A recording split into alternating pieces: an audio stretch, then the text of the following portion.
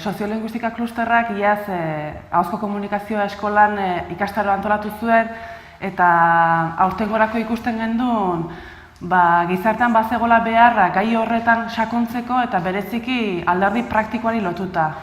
Orduan, aurtengo ikastaroetan proposatu genuen zehazki ahozko hizkuntzaren gaineko tailer bat egitea.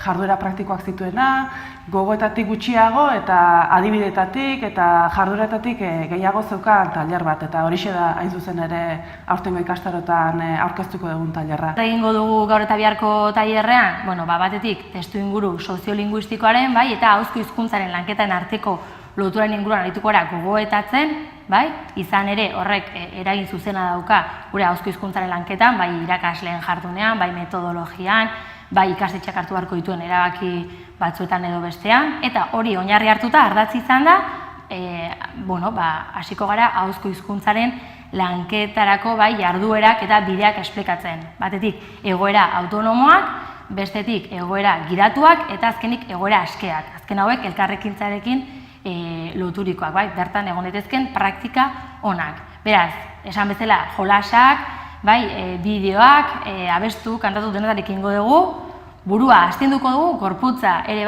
eta esan bezala, Josunek esan bezala gure helburua da batez ere, hemendik ateratzea tresna batzuekin eta irakasle edo pertsona horiek etorkizun batean erabilitzaketen baliabideak eskuartean izan dezaten.